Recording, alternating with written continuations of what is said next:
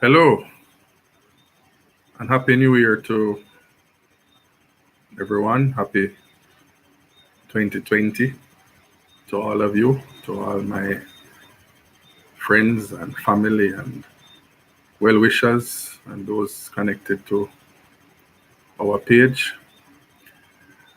This is the beginning of our what will be more regular interaction with myself and the global public via this medium as I launch my own initiatives into 2020, fulfilling this aspect of our mandate to inform, to motivate, and to educate while uplifting the human spirit. My name is Noland, and I am and will be your coach, navigating this journey throughout this season. Today, I just want to share a few thoughts with you, some things that I've been carrying for a long time, and some things that were cemented throughout the course of this particular day, setting the stage for this talk. And that is serving our purpose and the purposes of God for our generation. In Acts 13, verse 36, in our Constitution, it says that David, who was a king, served the purposes of God in his generation, and then he died, and his bones decayed. And the idea of death and the idea of life confronted me. Happened to be spend a little time watching online a funeral for a very notable lady who passed a few days ago, and heard the different references to all the things that she did and accomplished, and all the legacy, the rich legacy that she left behind for her children and grandchildren and even great grandchildren. At the age of 70 years old, just barely in her prime, she became ill and passed. But what seemed to be more important was that at the time of her passing, she appeared to have felt a sense of accomplishment and fulfillment as to up to the time when she drew her last breath. And it is always interesting, as it was said by one person, that this point of life or death can meet us in a very critical stage. It was said by one author, in a moment of anguish, to reach the point of death only to realize that I have not lived. And it is very important that we grasp this as this very thing, that the difference between life and death and the ability to safely and peacefully transition from one destination to the next is how effectively we lived this life. This is the life that we have. We have some time. The amount of time is not very clear to us. There are definitions and designations according to record, but the amount of time each person individually has been given, as against the amount of time that man has the capacity to live, is a debate that will rage on for centuries to come. Because people live as long as they can, and people live as long as they are allowed to. Some people live for a few hours, some people live for a few days, some people live for a few years, and some people live for 100 years, 105, 110, 120 years. And what is important about the amount of time that we live is our ability to number our days. The great leader of the early nation of Israel called Moses said, teach me, as he conversed with the maker about these things. He said, teach me to number my days so that I may apply my heart to knowledge. It is important that we have an understanding of how to number our days, how to apply wisdom and apply diligence, apply effort, and apply passion to days that we have. Whether it be 70 years and 10, which amounts to 70 years, or 80 years, or 5 years. The important thing is that we serve the purpose of God in our generation, that we leave something behind.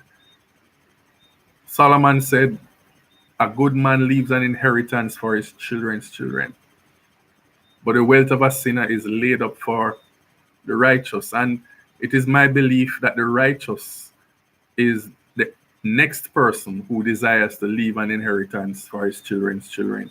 You see, we cannot expect to have provisions when we are not making provisions. It is a desire to make provision for the next generation that attracts provisions into our lives. We have a skewed understanding of wealth and power and the accumulation of things, that it is just to hoard it, amass it, keep it, and lock it away for as long as possible, and leave that for the next generation to do the same thing until somebody finally discovers it and yanks it away from us. But the truth is, provisions are necessary for purpose to be fulfilled. And until we have a grasp of purpose, until we have a grasp of the reason, the why that a thing exists for, then it is going to be very difficult, especially as third world persons, as people of color in particular, but not exclusively, to be able to understand what wealth is all about. So we have to learn to number our days. Abraham, known as the father of many nations, the father of the Christian faith, as it were, in many ways speaks of a conversation again that he had with the Father. And the conversation went like this: what are you going to do for me? Because I don't have a child. I have no one to pass on my legacy to. This was not a question of wealth. This was not a question of possessions. This was not a question of lack or scarcity. The lack in this man's life was that I have pretty much everything that my heart desires. I have children, I have servants, I have families that have been raised up in my own home. I have animals, I have provisions, so much so that when he and his nephew started to get wealthy separately, they had to make a treaty to separate, because it was the amount of things that they had between each other was the reason for potential conflict. Friends, what is the legacy that we're leaving behind? Abraham's legacy was that he had nobody to leave his possessions with. Sometimes we spend so much of our life trying to put possessions together, and then near the end, we leave this life with no provision for passing it on to the next generation. Or what we pass on is a life that was spent amassing possessions, and that's the message that we leave for our children, that you need to do the same thing too. But what it boils down to is that we need to understand that what we have been given by life, by our Creator, is something that must be served to our generation, passed on to the next generation, so that we can pass on to our eternal reward. And that is what is important. Long life is a crown, and it's a glorious thing. But long life without purpose, a person with long life who serves no purpose, can be a long life, a long liver who is a pain to everybody. So I want to put it to you as we enter into this new season, this year that has been dubbed the year when so many great things are supposed to happen, when all kinds of great promises have been made, in the religious environment and in the secular environment, and everybody is looking for a great thing and a great change to take place. But I put it to you that that change begins with you. One person, and many persons have said that this will be a year of harvest, where whatever we sow, we will reap an amazing harvest. And no doubt, I believe that, and that's a principle that is enshrined in our belief and in our faith, and in the Word of God in particular. However, we cannot reap where we have not sown. We cannot gather where we have not planted. We cannot become what we have not set a foundation to become. So it behoves us to start to get to work, and to get to work real fast, to do what we're doing and do it well and do it right now. Work in the daytime and in the nighttime, as one wise man said, do not let your hands grow idle, because you don't know which one will do better, whether it will be this or that, or whether both will do equally well. So I want to encourage you as you enter into 2020.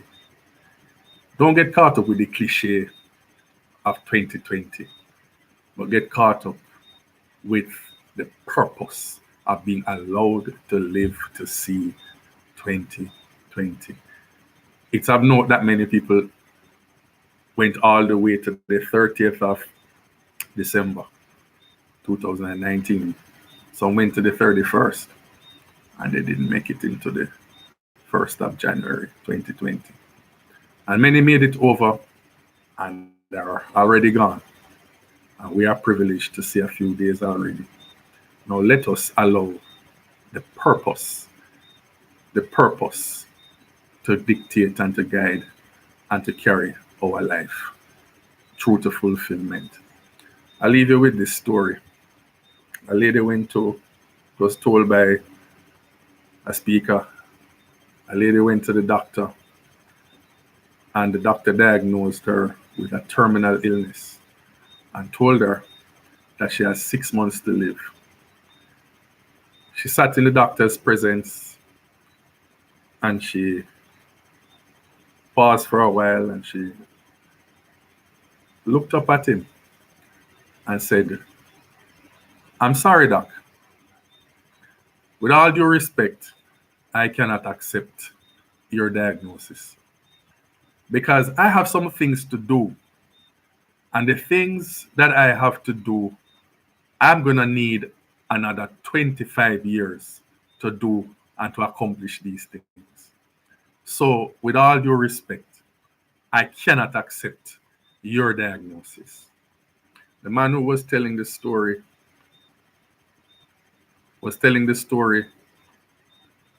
a few days after doing the eulogy at her funeral. And he said it was over 25 years to the day of that diagnosis. She determined that I have something to do, and I need at least 25 years to do it. So I cannot accept your diagnosis. What is your purpose? What is your plan? What is it that you plan to do and to accomplish this year that will supersede a doctor's diagnosis? Or what is it that you will complete this year that will make a doctor's diagnosis meaningless? Because whether you stay or whether you leave is immaterial because you have accomplished and completed what it is that you came to the earth to do. We came here to make a deposit. Upon completing the deposit, then we move to the next phase. God bless you. Enjoy your year with long life, with good health, with purpose. We will both see each other at the top. From my family to your family. See you again soon.